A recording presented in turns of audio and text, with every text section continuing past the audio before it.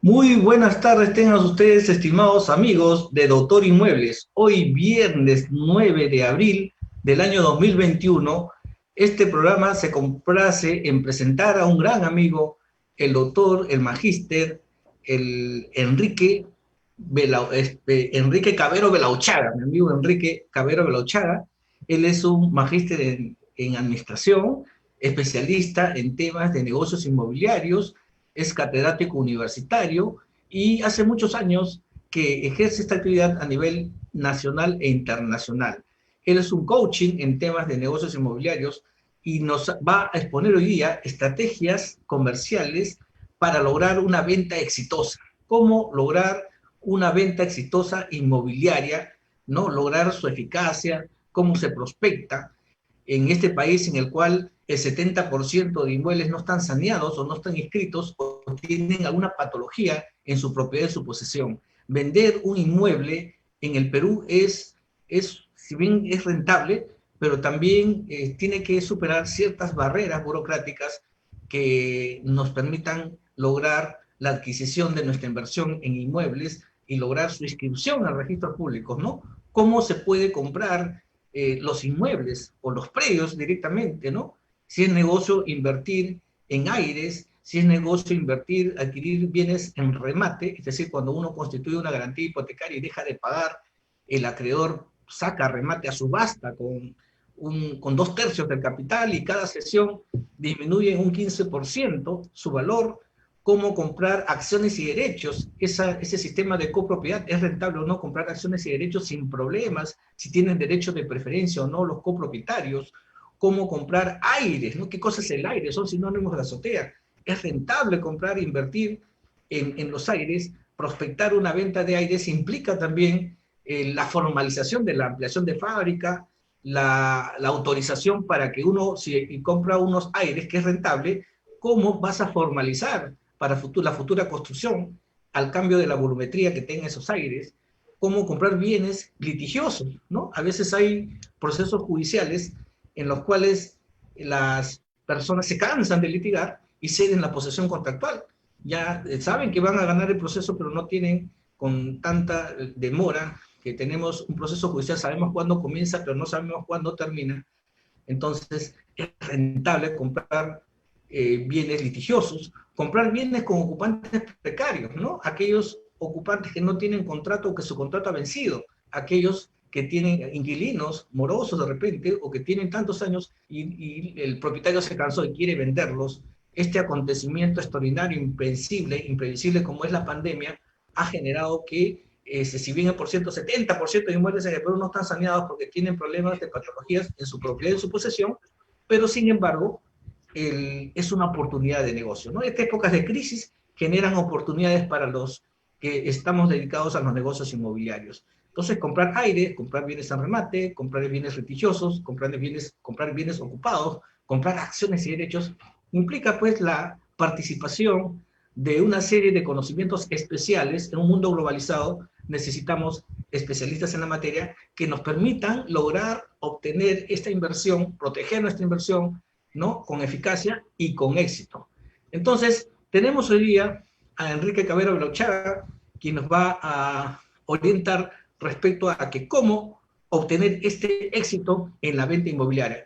Enrique, muy buenas tardes. ¿Cómo estás? Muy buenas tardes, mi querido amigo doctor Oscar Escate. Un gusto, como siempre, agradeciéndote tu cordial invitación a este evento y agradeciéndote, pues, porque tú siempre dando la oportunidad de que aprendamos todas estas estrategias de carácter legal que vienen a concatenarse con las estrategias legales para seguir haciendo negocios inmobiliarios, ¿no? Te agradezco la invitación y un gusto nuevamente de estar juntos en este evento, ¿no? Mira, justamente con lo que mencionabas al comienzo, se están presentando una serie de negocios y oportunidades que están basados en los clientes que hoy en día estamos captando, los agentes inmobiliarios y aquellos que estamos dedicándonos a los negocios, ¿no? Fíjate, ¿por qué este evento decidimos llamarlo Estrategias Legales y Comerciales para la Venta Inmobiliaria con Éxito o de Éxito? Porque mira, es importante que tomemos conciencia todos aquellos que estamos haciendo negocios inmobiliarios, inclusive algunos contra todo pronóstico, pero los estamos haciendo, una premisa, un par de premisas importantes, ¿no? Sobre los procesos y las actividades comerciales y legales que hay en un negocio inmobiliario.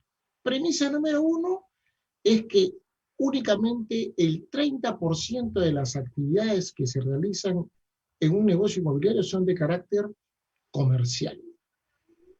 Pero, sin embargo, el 70% son de carácter legal. Es una balanza bastante dispareja, pero importante porque una no camina sin la otra. Nosotros hacemos una actividad comercial basada en el marketing inmobiliario, en el proceso de prospectación y búsqueda de oportunidades de negocios, hacemos un proceso de negociación en la compra y venta, pero a la hora de continuar con los siguientes pasos para cerrar completamente el negocio y para que sea exitoso, requerimos de un amplio, de un sólido conocimiento de carácter legal que muy probablemente algunos que están haciendo negocios inmobiliarios de intermediación, agentes o empresas inmobiliarias, no lo tienen. Entonces ahí concluyo con 3 tips importantes, ¿no? El tip primero es aplicar técnicas y estrategias comerciales de vanguardia. Hoy en día el mundo de los negocios cambió, definitivamente. Y las formas de actuar para conseguir oportunidades, para hacer negocios inmobiliarios, desarrollarlos y hacerlos con éxito, han cambiado. Ahí el agente inmobiliario debe tomar conciencia de esto. Y hay que tener amplio conocimiento de los procesos clave de negocio, pero con los aspectos comerciales y legales. Y acá viene el tercer tip que es importante y es la razón fundamental de este evento llamado Estrategias Legales y Comerciales para la Venta Inmobiliaria de Éxito. ¿Cuál es? Alianzas estratégicas con un estudio de abogados especializado, con un abogado especializado. Es una recomendación imperativa y de mucha exigencia hoy en día para los agentes inmobiliarios, para los asesores de negocios inmobiliarios, para las empresas inmobiliarias, así sean individuales, en grupos o empresas constructoras. ¿Por qué? Porque si estas pautas de carácter legal que no se definen en un negocio inmobiliario no se dan con su debida especialización y muy bien asesoradas por este tercer tip, pues vamos a tener posteriores contingencias de las que nos hubiéramos podido evitar. Entonces ahí viene pues justamente este tema, ¿no? Por ejemplo, en el primer proceso, que es el proceso clave y fundamental de los negocios inmobiliarios, que le llamamos el proceso de prospección. Algunos le llaman el proceso de prospectación, otros el proceso de captación. Pero en el fondo, ¿qué cosa es este proceso? Es el proceso más importante de los negocios inmobiliarios. ¿Y por qué es el más importante? Porque es el que consiste en salir a buscar oportunidades de negocios. Oportunidades en donde ya hoy en día debemos salir con una mente más abierta, los agentes inmobiliarios y aquellos que hacemos este negocio. ¿Por qué una mente más abierta? Todo no es solamente ladrillos y ladrillos y casas y casas. Aquí vamos a salir a buscar compradores, vamos a salir a buscar inversionistas, vamos a salir a buscar arrendadores, arrendatarios, vendedores de propiedades, ¿ok? Vamos a salir a buscar proyectistas de casas, departamentos y terrenos y el nuevo cliente, que es el tema con el que empezaste. El empresario que quiere vender y el empresario y el inversionista que quiere invertir en bienes raíces. Y lógicamente, como el éxito de bienes raíces, de inversiones en bienes raíces está en la compra, ¿ok? Y no en la venta, los aspectos legales juegan un papel importante. ¿Qué puedo comprar? ¿En qué puedo invertir? ¿Y qué requerimientos legales debo cumplir para hacerlo? Igual, si recibo como agente inmobiliario el encargo de la intermediación inmobiliaria para venderle una casa, un departamento, un terreno, un local comercial, debo lógicamente llegar a 2 elementos fundamentales, la viabilidad legal y la viabilidad financiera. Y la viabilidad legal es algo importante. ¿Qué sucede en un caso si como agente inmobiliario yo recibo un encargo de un propietario? Así apresuradamente le hago firmar un contrato de intermediación en el proceso de prospección y saco a la venta esa propiedad. En el momento que viene un comprador y le gusta y me pone una oferta y me dice, dame los documentos para analizar, y recién ahí me entero que la propiedad tiene gravámenes e impedimentos legales. Puede incurrir en una mala interpretación y hasta probablemente en un problema de intento de estafa o algo, una mala interpretación del comprador inversionista. Entonces ahí es donde verdaderamente se requieren dar pasos lentos pero seguros en el inicio del negocio inmobiliario o en representar a un inversionista. Está sucediendo, ¿no? Está sucediendo que en lugar de comprar o invertir, la gente se hace de problemas, ¿no? Entonces, aquí, por ejemplo, en el proceso de prospectación, ¿qué es lo recomendable como estrategias legales?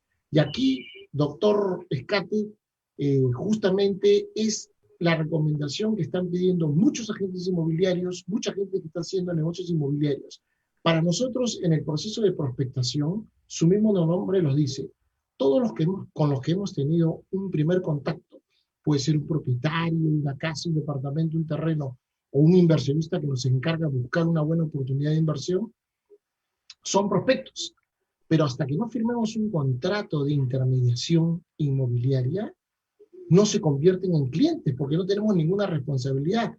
Claro está que podría haber un acuerdo verbal, pero ya han habido muchos problemas con agentes inmobiliarios que no han firmado un contrato de intermediación y que no pueden reclamar una comisión y han caído en un gravísimo error de no hacerlo. Entonces, el contrato de intermediación, doctor, ¿qué opina usted al respecto? ¿Por qué Sí, efectivamente, Enrique, en esta etapa de la prospección que tú estás muy bien desarrollando, yo encuentro tres patologías que son secuenciales, que son frecuentes, que son constantes en la actividad inmobiliaria, ¿no? Siempre llega ya a nosotros cuando uno está, pues, cuando ya cometiste ya el error, o cuando ya firmaste un contrato de arras, o cuando ya te comprometiste a un saneamiento, que no depende ni siquiera de las partes, ¿no? A veces se comprometen a levantar una hipoteca o firman un contrato de arras, que es una seña para nuestros oyentes y seguidores. Las arras son una seña de un compromiso que, en caso no cumpla en esa oportunidad, en esa fecha, puedo perder dinero o tengo que devolver el doble de lo que he recibido. Entonces, las arras son unas señas muy delicadas.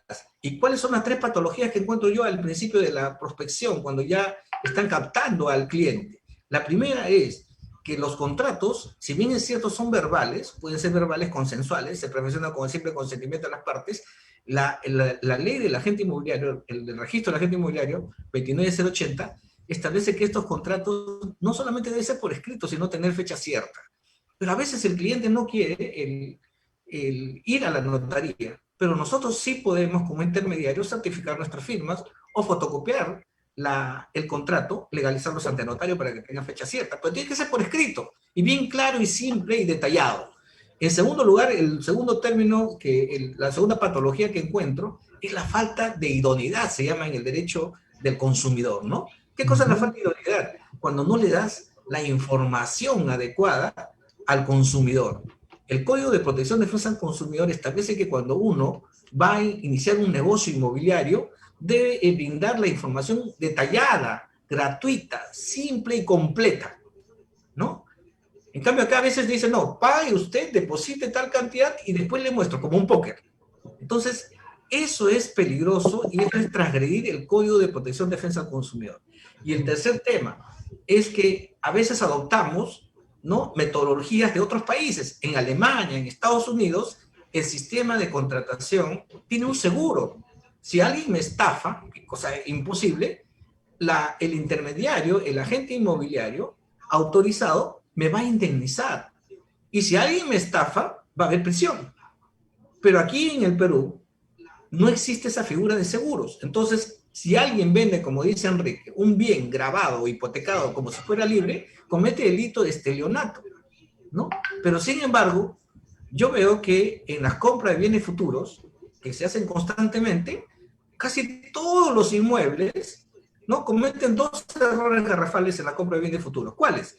Primero, que venden el inmueble y constituyen garantía hipotecaria, ¿no? Primer error. Cuando es un bien futuro, no se puede constituir una hipoteca. Para constituir una hipoteca tiene que estar el inmueble escrito a nombre del titular. Y el segundo error, ¿cuál es? Frecuente en la compra-venta de bien futuro. Que el constructor tiene ya una hipoteca sobre la matriz por una cantidad exorbitante y sin embargo, al momento de celebrar el contrato de bien futuro, no declara, no comunica que existe esa hipoteca. Entonces, y muchas veces venden el inmueble en documento privado, no celebran escritura pública, no colocan los plazos de la entrega del bien futuro, cuando exista, y avanza, ¿no? Hasta el comprador usa el bien. Pasan los años y de repente esa empresa inmobiliaria incurre en quiebra, en bancarrota, y viene el acreedor y desocupa a todos los que compraron el bien futuro. Y el futuro yo recomiendo que se otorgue por escritura pública, ¿no? Así es de que, entonces, es importante un estudio de los títulos para poder celebrar una compra-venta exitosa o una adquisición, un negocio inmobiliario. Tiene que haber estudio de títulos.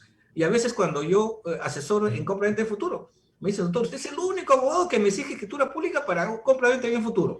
Puede haber modificaciones, ¿no? Claro. Claro, pero se hace una escritura aclaratoria. Cierto. Pero no puede ir en ese contrato de bien futuro, por ejemplo, área aproximada, ¿no? Es como poner, se entregará el inmueble cuando se acabe la botella de aceite, fecha indeterminada, ¿no? Claro. Y lo otro, lo más importante, es un contrato de bien futuro que tiene como 45 cláusulas y en la cláusula 44 está el precio, en la cláusula 45 está la fecha de entrega. Y lo demás es, como algunos dicen, puro vacío, ¿no? Letra muerta. Entonces, creo que debemos poner énfasis a eso, ¿no? A la asesoría en el tema de la adquisición. Y cualquier inversión inmobiliaria, ¿el defecto cuál es? Que nosotros no hacemos un buen estudio de título. Entonces utilizamos metodologías de otros países que dicen, no, la venta es lo más importante. Claro, es más importante cuando tú logras la eficacia del resultado. Porque estás invirtiendo tu patrimonio, ¿no? Así es que entonces Exacto. es Y cierto, las estrategias son doctor, importantes al momento de la celebración del contrato de la intermediación. exactamente, ¿no? Por ejemplo, han habido casos en donde al momento en el proceso de prospección y cuando llegamos a celebrar el contrato de intermediación, por apresuramientos y por no comprobar títulos actualizados, llegan a firmar los contratos de intermediación personas que a veces no son los propietarios, que no tienen los poderes otorgados. La legitimidad para obrar, ¿no? Sí, a veces dicen, mira, caso concreto, usual también, ¿no?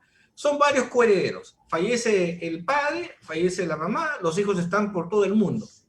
Y uno de ellos contrata al agente inmobiliario o vende, ¿no? Quiere vender, ofrece la venta. ¿Se puede vender un bien ajeno? Sí, pero con conocimiento de los copropietarios. Porque para vender un bien en copropiedad se requiere unanimidad. Entonces, puedo celebrar un contrato, puedo contratar a un agente inmobiliario para que intermedie un inmueble que pertenece a varias personas, a varios coherederos. Eso es, por lo menos, decir lo que no debe ocurrir. ¿Por qué? Porque se requiere la participación, el consentimiento, la legitimidad de obrar de todos los coherederos. Imagínate que firmemos el contrato, ¿no? Y el comprador dice, acá tengo el cheque. Y van a cobrar hasta la comisión. Pero los otros copropietarios, que son los titulares registrales o los propietarios que deben de firmar, no vienen al Perú a firmarlo. O no tocan un poder para que los represente, entonces no puede llevarse a cabo la compra-venta. Para vender un bien en copropiedad, ¿no? Los integrantes de una masa hereditaria, por ejemplo, tienen que intervenir todos. Salvo que cada uno puede vender su parte, sí, su parte proporcional, su cuota ideal puede venderlo, pero debe dar, y si alguien va a comprar, el copropietario, ¿no? Tiene que dar el cumplimiento al derecho y preferencia que tienen los copropietarios. Para darle una carta notarial, decirle, hermano o copropietario, voy a vender el inmueble a este precio. Si en 30 días tú no me compras, yo lo puedo vender a este tercero. Si no, cualquiera de ellos puede interponer una demanda de retracto y te declara ineficaz ese contrato. No hay cosas que se hacen, claro, pero es como conducir sin brevete. A veces uno conduce sin brevete y dice, oh, yo manejo bien y mareado manejo mejor. Pero porque nadie demanda, ¿no? El retracto. Pero sí ocurre. Entonces, eso se llama predictibilidad. Hay que prevenir, ¿no? Hay que prevenir para no lamentar. Exactamente, exactamente. Por ejemplo, hemos encontrado el caso, doctor, y esa consulta quería hacerle, el caso de un agente inmobiliario que representó a un contratista en el distrito de Pueblo Libre y logró él, hizo un contrato de intermediación con el contratista y él puso toda la caseta de ventas con sus agentes vendedores, se vendieron los 20 departamentos, pero ya han pasado 3 años, casi no vamos por el cuarto, este 2021 sería el cuarto año, y los propietarios ya han tomado posesión de su departamento, están viviendo, vienen por el cuarto año de pagar su hipoteca, pero hasta ahora no pueden registrar su título porque el constructor no ha independizado. Entonces, esto se podría decir que es una venta inmobiliaria de éxito, pero no está concluido el proceso de registración de títulos. ¿Qué ha pasado ahí? ¿Es posible eso? ¿Qué pueden hacer estos 22 propietarios que están viviendo, pagando una hipoteca, pero no pueden hasta ahora ser dueños e incurrir en un título? Efectivamente, el éxito no está solamente en hacer lo que uno le gusta, sino lograr el objetivo que desea, ¿no? Que el objetivo del comprador es lograr la idoneidad del producto, ¿no? Y es decir, tener pues su título inscrito en registros públicos. Entonces, en la compra-venta de bien futuro sí es rentable. Es bueno comprar, es más barato, es rentable comprar un bien futuro. Pero el bien futuro existe cuando la declaratoria de fábrica se inscribe en registros públicos.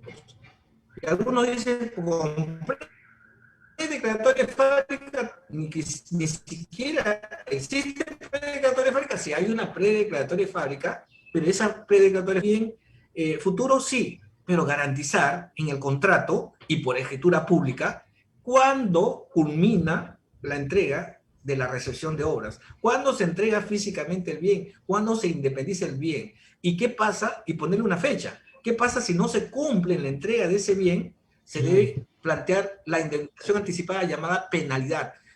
¿Y qué cosa es la penalidad? Es la indemnización que debe contener el lucro cesante, el daño emergente y proyecto de vida. Imagínense que esos señores de Pueblo Libre viven, imagínense que vivieran en Comas y hacen su proyecto de vida para trasladarse a Pueblo Libre y trabajan cerca de Pueblo Libre. Entonces dicen, un año me entregan el inmueble y saneado inscrito. Entonces, ya se hace su proyección. Llega diciembre del año 2021 y no le entregan su inmueble. Entonces, lo que él gasta desde Comas o alquilando una propiedad en Pueblo Libre para vivir, para trabajar cerca de su domicilio, todo ese gasto, ese lucro cesante, daño emergente y proyecto de vida debe ser indemnizado por la constructora. Y no echarle la culpa, porque a veces ponen unas cláusulas, así como cuando se acabe la botella de aceite, dice, si este contrato, la entrega del bien se ampliará cuando existe una traba burocrática en el municipio. ¿Qué tienes que meter al municipio? Tú tienes que garantizar de que tu obra está bien, que cumple la licencia de construcción y que todo está de acuerdo a la ley. Y recomiendo que sea por escritura pública, porque en una escritura pública es un instrumento público que nadie se puede desistir. En cambio, si es un documento privado, como ha ocurrido en el Polo, frente al Polo, frente a la Embajada Americana, en el Polo, una organización, compraron sus departamentos también varios ciudadanos y le compraron a una inmobiliaria muy famosa. ¿Y qué pasó? Exigían, lo compraron con documento privado y exigían que cumplan. Entonces se cansaban. Un año no cumplían la entrega, no cumplían con la independización, ya vivían ahí. Segundo año tampoco, tercer año tampoco. El cuarto año se declara en insolvencia esta empresa y nombran un liquidador. Y el liquidador transfiere las acciones y derechos de ese inmueble, porque lo tenían registrado en registros públicos al nombre, y inicia desalojo a todos esos señores que vivían frente a la Embajada Americana, a todos los propietarios de los departamentos. El nuevo propietario. Y entonces, eso es lo que puede ocurrir en el caso. Imaginemos que ese inmueble Pueblo Libre que tú me cuentas tenga una hipoteca por 20 millones de dólares, 200 millones de dólares. Exacto. El acreedor no va, como la hipoteca existe con la inscripción, no va a aceptar de que tú ya le pagaste al constructor.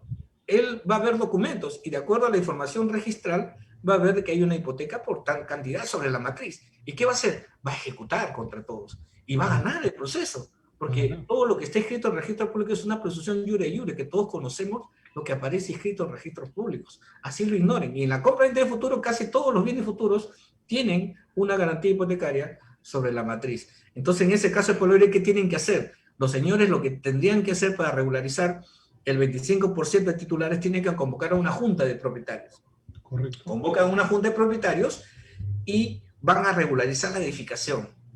Convocan a una junta de propietarios nombran un presidente de la Junta de Propietarios y autorizan a este presidente a declarar la construcción, que también es sinónimo de fábrica, declaratoria de fábrica, y a independizar cada unidad inmobiliaria.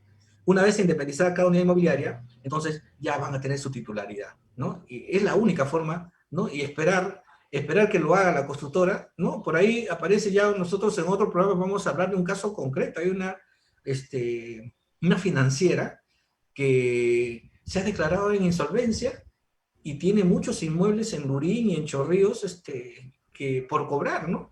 Entonces, este caso lo estamos investigando y vamos a sacarlo al programa, en el programa de Autor Inmuebles, porque no puede ocurrir ese tipo, esas malas praxis, ¿no? Que Está no terrible, ¿no? Hoy día, por ejemplo, ha salido en la primera plana de gestión que hay más de 10 cajas que están en rojo. Entonces es terrible, porque tú sabes que las cajas o la superintendencia de banca y seguro tienen un límite para ejecutar, para dar hipotecas si se han sobrepasado ese límite. Está terrible, ¿no? Claro, Ahora, doctor, una consulta puntual. Mire, qué interesante lo que estás mencionando con respecto a estos propietarios que no pueden tener su título y están con esta limitación.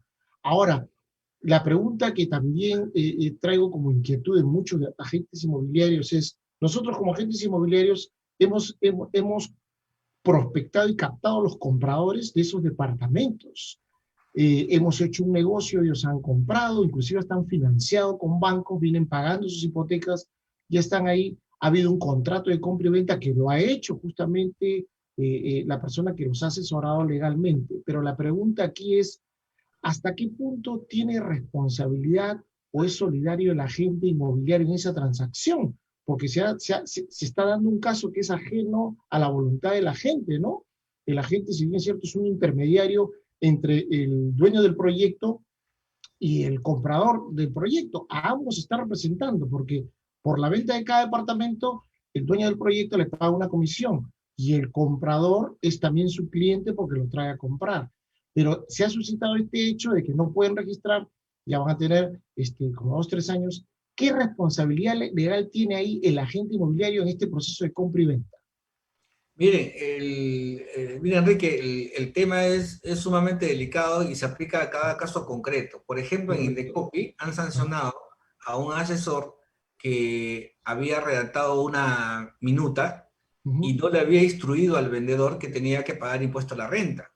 Del impuesto a la renta, como tú bien sabes, es el 5% de las ganancias. De la ganancia Entonces, eso es un capital. tema fuerte del precio de venta, ¿no? De la inversión. Claro, claro. Entonces, la persona había redactado la minuta y no le había instruido al vendedor que tenía que pagar el 5% del precio de venta.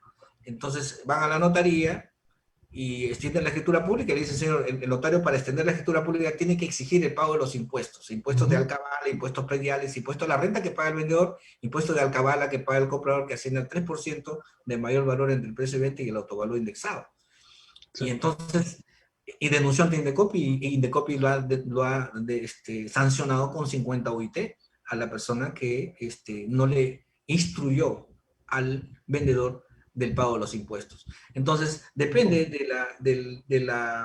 del compromiso, de la obligación que tenga el agente inmobiliario. Si el agente inmobiliario va a asesorar, él asesora en la intermediación. Si es producto, por ejemplo, de un incumplimiento, es un tema de carácter civil entre el vendedor y el comprador. Si en cambio ha habido unos casos en los cuales asesores inmobiliarios han contribuido a decir, yo te consigo el crédito, ¿no? Un caso, ¿no? Exacto. Yo te consigo el crédito, vamos al sectorista que yo conozco, recibe nomás en arras, tu vendedor recibe en arras y tu comprador paga las arras. Y resulta que al final el banco no le dio el crédito al comprador. Entonces, ahí no solamente es intermediación, tú estás promoviendo esos inmobiliarios. Ahí es peligroso. Si yo promuevo, ¿cómo yo puedo garantizar que le van a dar el crédito si la calificación la hace el banco? No lo hago yo, ¿no? Entonces, nuestra misión como intermediarios, como agente inmobiliario, debe ser la facilitación de la operación, pero cada especialista en su materia. El sectorista en el banco, el abogado en la redacción del contrato, nosotros en la venta como intermediarios, etcétera. Cada persona en su función. En un mundo globalizado se requiere especialidades. Sí, el agente inmobiliario sí tiene que conocer, sí conoce qué es minuta, qué es escritura, qué es compraventa, qué es arra, pero no lo puede, por ejemplo, no puede redactar minutas, porque eso es una actividad exclusiva y excluyente de los abogados, ¿no? ¿Y Y ahí quién es tocas el un que tema, tiene y ahí que... tocas un tema muy importante, doctor, disculpa que te interrumpa, tocas un tema muy importante porque hasta a veces se presenta el vicio de que lógicamente, sin menospreciar la experiencia que puede tener algún agente inmobiliario o alguien que ya viene haciendo negocios inmobiliarios muchos años, domina la parte de un negocio típico, pero no de un negocio atípico, y comete el error de agarrar una copia de una minuta de compra y venta anterior o una copia de un contrato de arrendamiento anterior y cree que es lo mismo, pero a las finales no se contemplan algunas cosas y ahí vienen las contingencias legales que estás mencionando justamente, porque no se ¿no? contemplaron. Y a veces con el mismo banco, ¿no? Hoy día, por ejemplo, me trae una minuta que usan en el banco de crédito, ¿Ok? una minuta pura y simple, ¿no? Entonces me pregunta, justo hoy día cerró una operación, el comprador Aprovecho. me dice, doctor, nosotros tenemos una carta de preaprobación de este banco. Ah, correcto, verifico, sí, carta de preaprobación, acá está mi cuota inicial de 10% con mi cheque, y el comprador y el vendedor me dice, ¿no? Doctor, ¿y cuándo me van a pagar la diferencia? ¿No? Entonces yo le digo, ¿y su banco qué tiempo le ha hecho? No, me ha hecho 7 días. Primero el bloqueo, que todo bloqueo puede salir hasta el séptimo día, hay una calificación registral, y el financiamiento 7 días. Yo le he puesto, le vamos a 30 días, le digo. Le vamos a 30 días, pero a este modelo del banco, pues ellos tienen su ¿Correcto? modelo, le agrego una cláusula que diga que este contrato tiene una vigencia de 30 días, ¿no?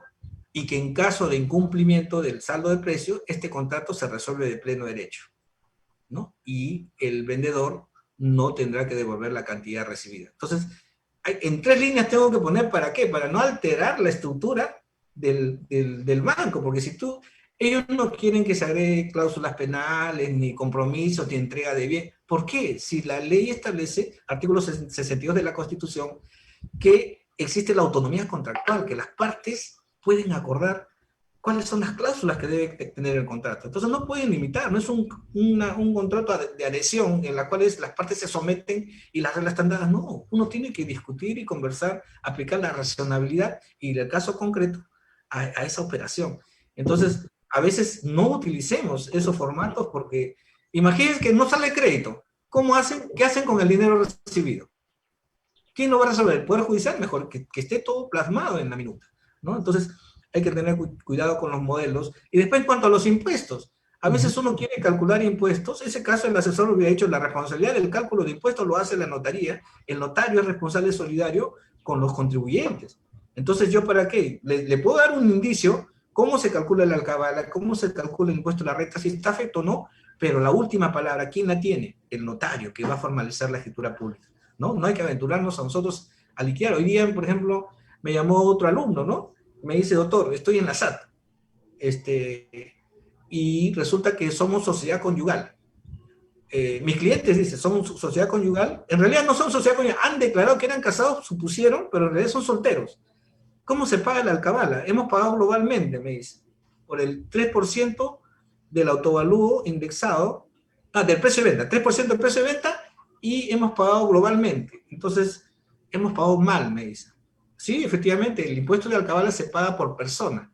Si son 2 personas, cada uno paga el 3% del precio de venta, pero se deduce 10% a cada uno. Entonces, el cálculo era una diferencia. Entonces, doctor, ¿cómo pido la devolución de la alcabala? Bueno, ¿está en la SAT? Sí, estoy en la SAT. Ya, en la SAT llene un formulario de devolución, pero que le entreguen el alcabala para que puedan hacer la escritura pública. El alcabala correcta, que rectifiquen, que le calculen correctamente y que pueda generar su escritura pública. Y la diferencia, que le den ya la devolución. Si es hoy día mismo en que pago, el cajero hace un estorno y le entrega la devolución. Pero si es otro día, van a hacer un trámite, un procedimiento administrativo de devolución. Entonces, eso estaba haciendo.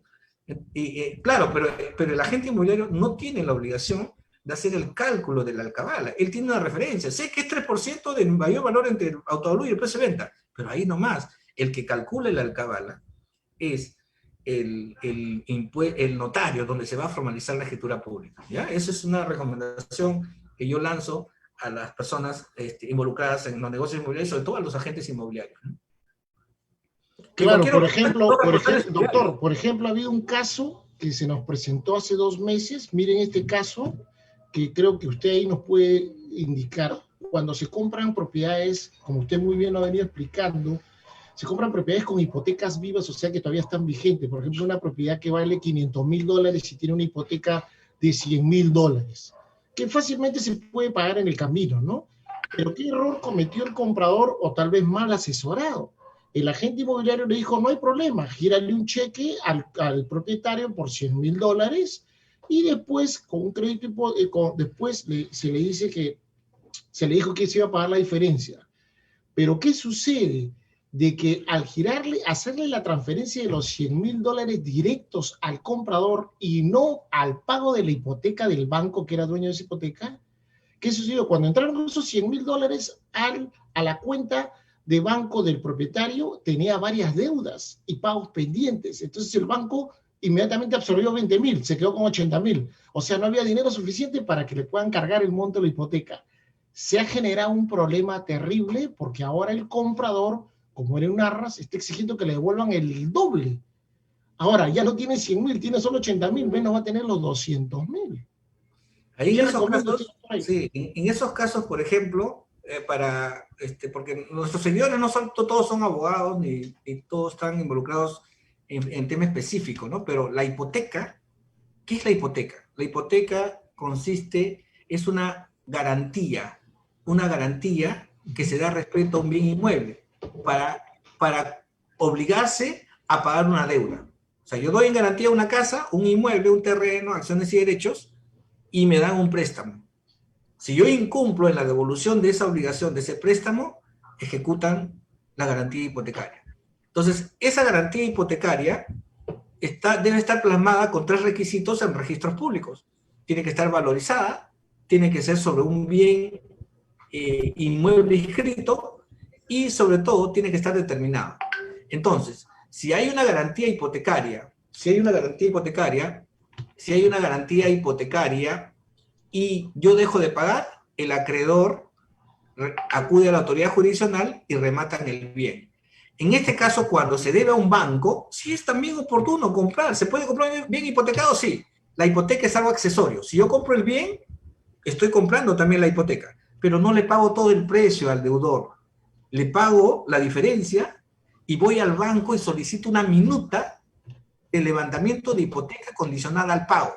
Correcto. Y en esa minuta de levantamiento de hipoteca condicionada al pago me van a estipular cuánto debe ese deudor, en forma clara, específica y firmado por los representantes legales. Antes te decían, Óscar Escate, deudor, debe tal cantidad. Y tú depositabas y después no, pero tiene otras cuentas, tiene una prenda global y flotante, te sacaban bajo la manga como el sombrero del mago, otras cartas, otros conejitos. Entonces, no.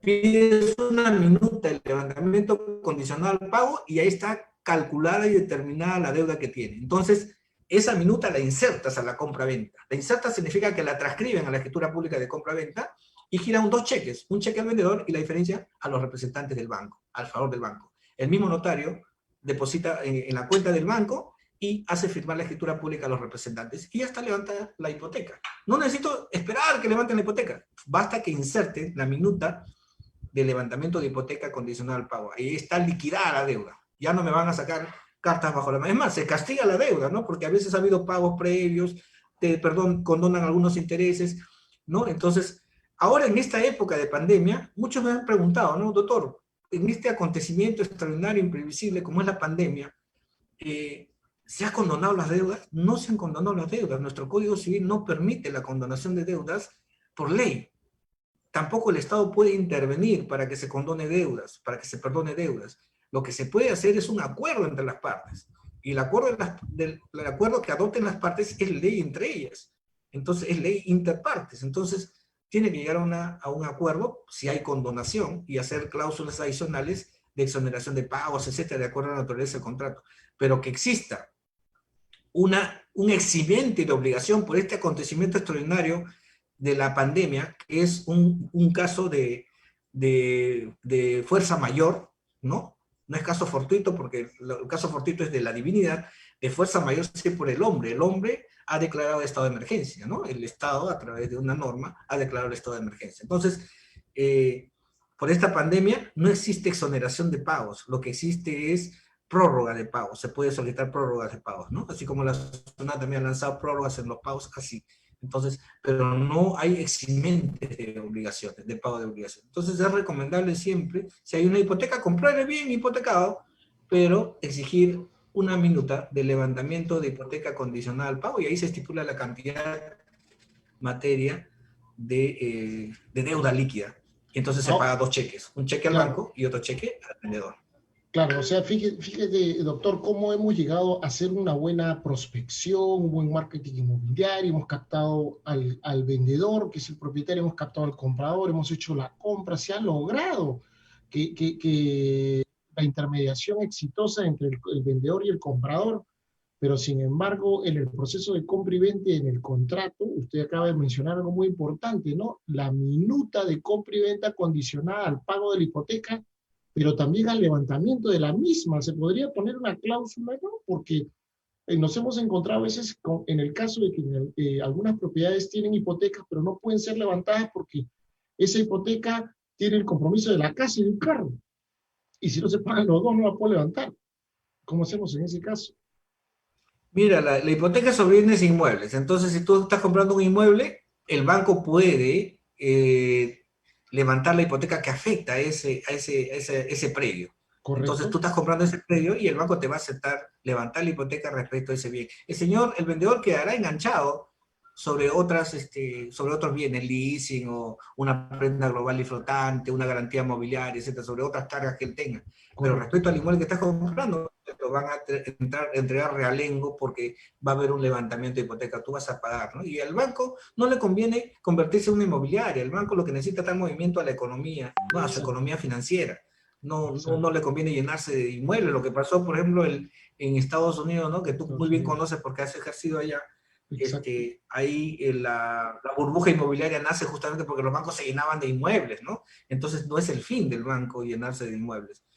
Ellos tenían que buscar instrumentos financieros, buscar dinero, capital, pero no era una inmobiliaria. Entonces ese sería un fracaso del sistema financiero. Sí, Claro, es ahora importante el... y el proceso, y lógicamente ahí es, entonces en el proceso de negociación se tiene que contemplar eso, ¿no? Oye, vamos a comprar la propiedad, hay una hipoteca que es la que afecta, puede haber otro crédito que afecte, que, que, que donde a lo que me refería es que existen a veces dos hipotecas, una que es netamente la de la propiedad por $100,000 y otra que es de $40,000 en donde utilizó como garantía hipotecaria esos 40,000 para comprarse un auto, un BMW, por ejemplo. ¿No? Entonces, en ese caso, el requisito es levantar las dos, ¿no es cierto? A eso me refería. el- claro, sobre todo del inmueble que uno va a adquirir, ¿no? Claro, Para ahora, ¿esta deuda tener es un bien saneado. transferible? ¿Esta deuda es transferible en algunos casos? ¿Se puede comprar un bien inmueble y en lugar de cancelar o levantar o pagar esta hipoteca, puedo comprarla con la deuda y yo empezar a asumirla como nuevo propietario? Mira, yo tengo un caso bien, muy joven, cuando yo recién era feliz y soltero. eh, Me has hecho este, acordar cuando viví en Estados Unidos te y, preguntaban, ¿Are you very happy? ¿O are you mad? y entonces me hacen una asesoría, me hacen una consulta, ¿no? Me dice, doctor, eh, yo soy miembro militar de la FAP y a nosotros nos dan viviendas de promoción y hay una cláusula que prohíbe que yo venda. ¿Y eso es legal? Entonces yo era un abogado muy joven y le digo, no, eso está prohibido. El artículo 924 del Código Civil establece que el propietario puede usar, disfrutar, disponer, reivindicar. Entonces usted puede disponer. Esa cláusula está proscrita. Doctor, pero está en el contrato. Dice que yo no puedo vender. Y tengo una garantía hipotecaria. Peor, no puedo vender y ¿sabe qué? Yo tengo ya bienes que he heredado y no necesito ese departamento que por joven también cadete me metí a esta promoción de la FAP. Entonces le digo, sí lo puedes vender. Doctor, consígame el comprador. Entonces le consigo el comprador y le pongo la cláusula, ¿no? Se vende el inmueble y dejo expresa constancia que existe una hipoteca. y que esa hipoteca iba a ser descontada al mismo cadete mensualmente, porque estaba en actividad, era joven. Entonces se le iba a descontar mensualmente. Y eso era una cláusula válida. Y porque lo usual es levantar la hipoteca, pero compró con la hipoteca. Y peor, el vendedor se comprometía a pagar esa hipoteca y la iban a descontar de su planilla todos los años hasta que se cancele la hipoteca. Fue una hipoteca larga, pero sin embargo, primero que se inscribió, Se porque yo capitalizó. pensé que me iban a observar, porque como decía en la escritura pública, que se prohíbe la transferencia del bien. Entonces, eso está proscrito por la ley. Estaba preparado con mi jurisprudencia para sustentarlo al registrador, pero se inscribió. Claro. Entonces sí se puede comprar un bien hipotecado. Es más, se puede ceder la hipoteca, o sea, se puede ceder la posesión contractual del deudor, sí, también, ¿no? Pero tiene que poner conocimiento al acreedor. O sea, yo deudor, compro el inmueble y le tengo que poner en conocimiento al acreedor que el deudor va a ser Enrique Cabero Belauchaga en adelante. Correcto. Entonces, cesión de posesión contractual sí se puede ceder. Pero la responsabilidad es de los tres, sobre todo del cedente y cesionario, ¿no?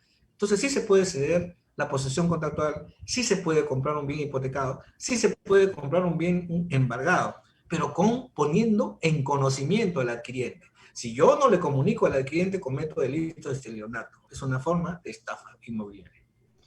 Muy bien, doctor, y ahora que continuando con el proceso de compra y venta, también se nos están presentando muchos negocios inmobiliarios de empresarios que tienen terrenos, hectáreas completas, hacendados, que lógicamente se han descapitalizado producto de la crisis a consecuencia de la pandemia y que lógicamente para ellos ir al banco y pedir un crédito, la tasa de interés es muy alta, el costo financiero es muy alto y prefieren capitalizarse vendiendo sus activos, uno de ellos sus bienes inmuebles. Y por ejemplo, nos encontramos con terrenos que son acciones y derechos, terrenos que son posesión. Entonces, estos hasta qué punto son vendibles, transferibles, ¿qué debemos tener en cuenta? Porque comercialmente hemos captado al cliente vendedor, el propietario de 5 hectáreas en Lurín.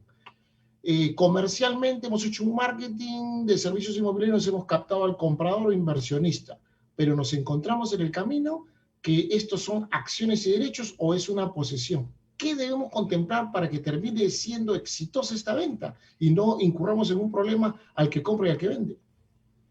Mira, en la compra-venta de terrenos vacíos o de inmuebles, mucha gente le está aplicando pues ese valor agregado, ¿no? A los terrenos que no los usan, ¿no?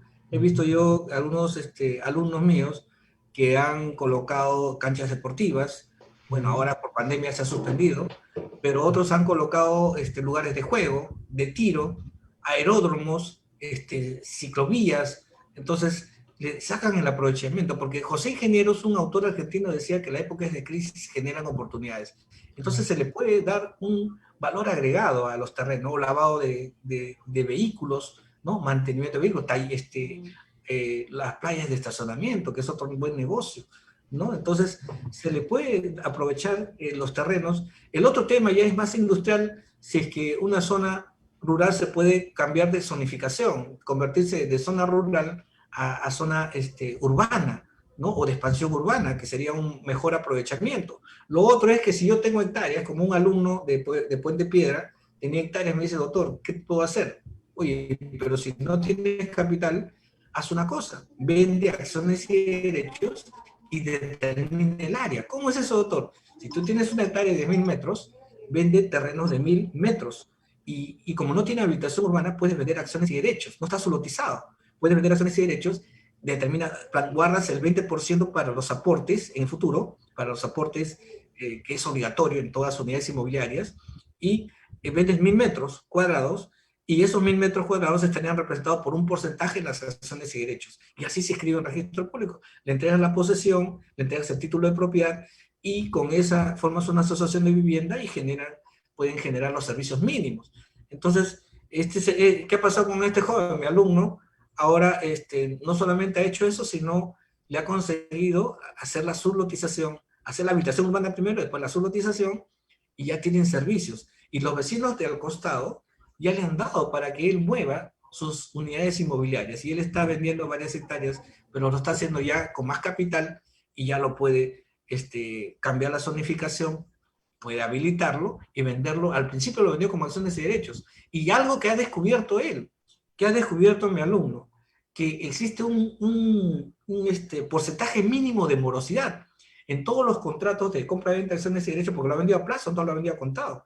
Se establece, le pagan mensualmente, y él ha establecido, ha puesto una cláusula resolutoria. Si dejas de pagar 3 cuotas consecutivas o intercaladas, este contrato se resuelve de pleno derecho. Resolución expresa. ¿Y qué ha pasado?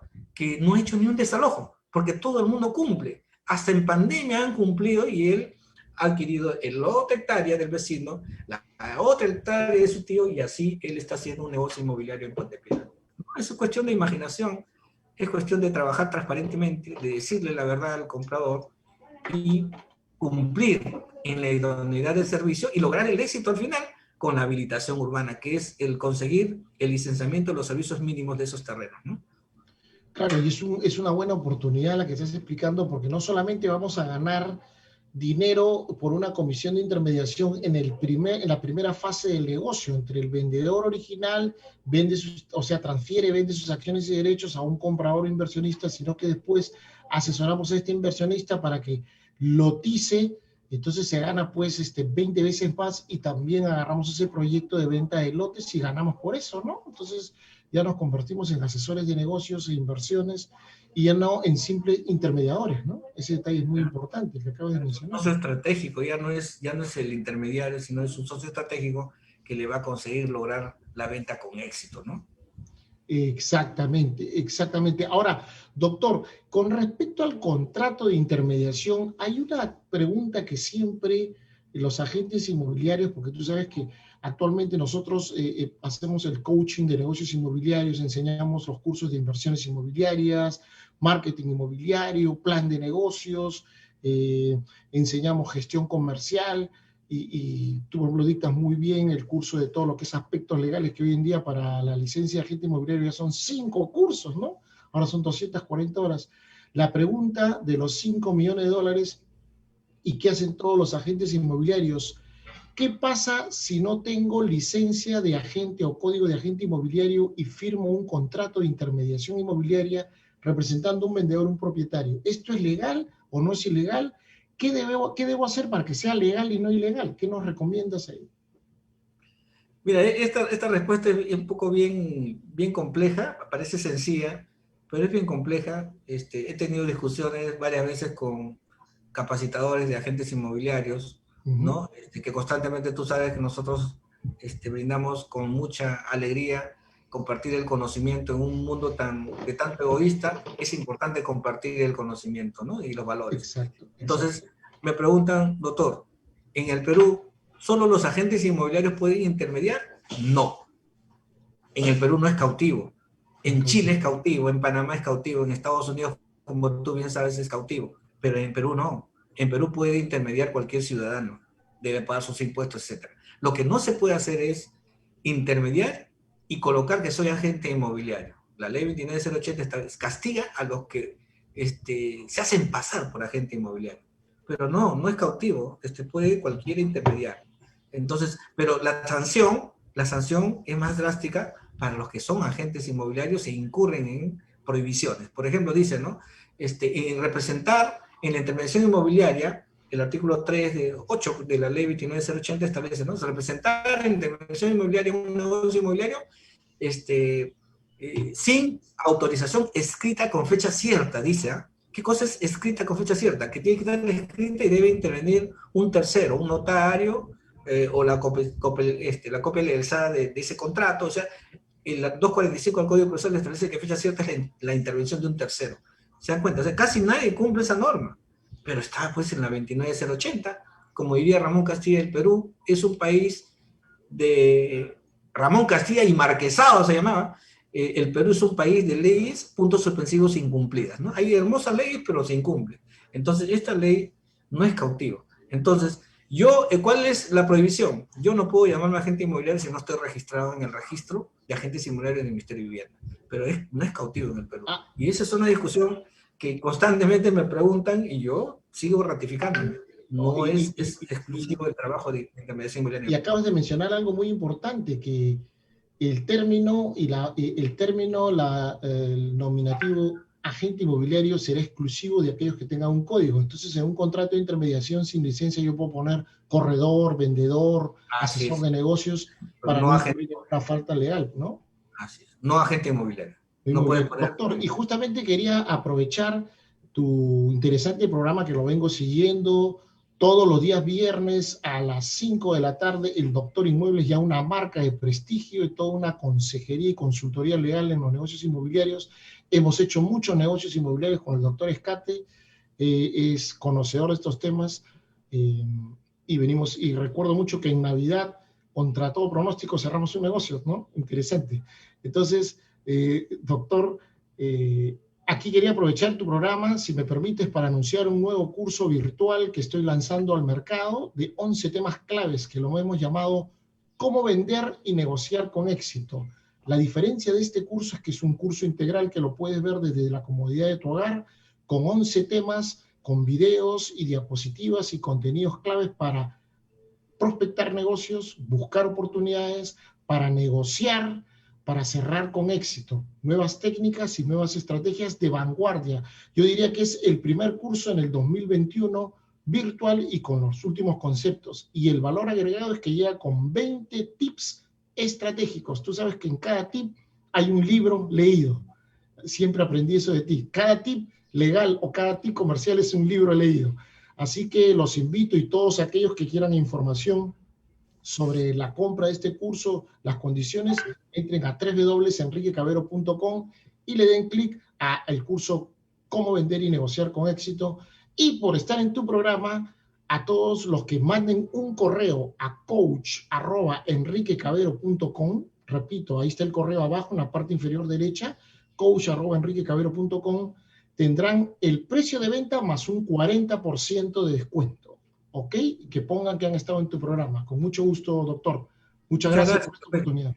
Enrique, antes que te vayas, Sí, quiero robarte esos tips, ¿no? En esta época de pandemia, ¿qué mecanismos modernos, ¿no? Tú que has recorrido el mundo y que has hecho ejercicio de la intervención inmobiliaria en Estados Unidos, primer mundo, ¿qué tips puedes recomendar para que nuestros agentes inmobiliarios o la gente que se dedica a la intervención inmobiliaria pueda contrarrestar este acontecimiento extraordinario, invencible, impredecible como es la pandemia? ¿Qué es muy lo que buena, están recomendando, ¿no? ¿Qué están utilizando los agentes modernos? muy buena pregunta y te agradezco la oportunidad. Número uno, lo que yo le recomiendo a todos los agentes inmobiliarios es que reconozcamos que el mundo de los negocios cambió. Esta nueva normalidad vino para quedarse y tiene por lo menos para 2 años más. Muchos pueden decir, oye, pesimista, no optimista, no, es una realidad. Entonces, respondiendo a tu pregunta, número uno, adaptabilidad. La adaptabilidad quiere decir tus procesos de negocios, como el proceso de prospectación, el proceso de negociación, el proceso de compra y venta, ¿ok? Y todos los procesos, inclusive el de marketing inmobiliario, tienen que estar modernizados, adaptarse con tecnologías, con técnicas y estrategias de vanguardia. Por ejemplo, si antes hablábamos de un marketing donde había que colgar un letrero y llenar una website con fotos, ahora hablamos del marketing digital y las redes sociales. Si antes el proceso de prospectación era un proceso donde interactuabas cara a cara con el cliente, ahora tiene que ser digitalizado y virtualizado. Entonces, todas esas formas de cómo hacerlo, cómo modernizarse para seguir reinsertado en el negocio y para seguir haciéndolos, los he incluido en este nuevo curso virtual llamado Cómo vender y negociar con éxito, cuya información lo pueden encontrar en www.enriquecavero.com. Y el otro tip importante, respondiendo a tu pregunta, es un gran problema es una gran oportunidad. Y las oportunidades son las únicas que nos van a permitir modernizarnos y salir más fortalecidos de cualquier crisis que se presente. Muy bien, Enrique, muchas gracias pues por tu participación. Vamos a volverte a invitar y bueno, yo garantizo que estos cursos virtuales no solamente son netamente gabinetales, teóricos. eh, Enrique Cavero es un profesional que aplica el conocimiento, ¿no? Lo que llamaba Aristóteles la mayéutica, la aplicación del conocimiento, la praxis. Eso es lo importante, ¿no? Fácil es escribir, ¿no? O comentar, pero aplicar el conocimiento es lo que te fortalece, y compartirlo también, ¿no? Fortalece más. Entonces, gracias Enrique por haber estado en Notor Inmuebles, y amigos, entonces nos vemos en próximo programa, el próximo viernes. Vamos a tocar un tema también de palpitante actualidad relacionado con los poderes consulares. Esos poderes, la carta poder, el poder de registro, el poder consular, el poder para juicio, el poder para actos de disposición, poderes para contratar consigo mismo, cómo se otorga un poder a una persona jurídica para realizar negocios inmobiliarios, cómo puedo saber si alguien está en el extranjero y puede tener facultades para actos de disposición y puedo comprar con éxito, pues, un bien inmueble. Los actos de disposición a través de la representación voluntaria o los poderes. Entonces, el próximo viernes en Notor Inmuebles, poderes nacionales e internacionales, poderes consulares, carta poder, poder de registro, poder por escritura pública, poderes específicos. Y nos vemos entonces el próximo viernes y a triunfar. Gracias, doctor. Hasta luego. Saludos a todos.